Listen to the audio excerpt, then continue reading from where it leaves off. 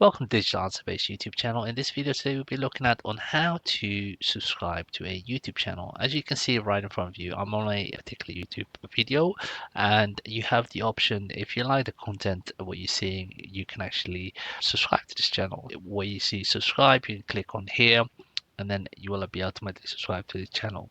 Now, option number two is you can actually go to the actual channel itself, and then you can click subscribe over there also. So let's just go back to the actual video.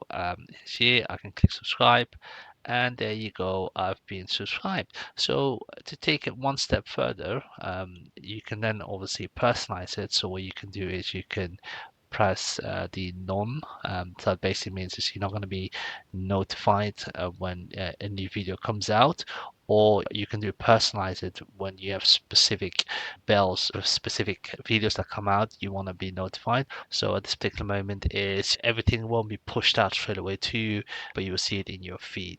This is how you subscribe to a channel. Thank you very much for watching this video. If you've got any questions, leave them in the comment section.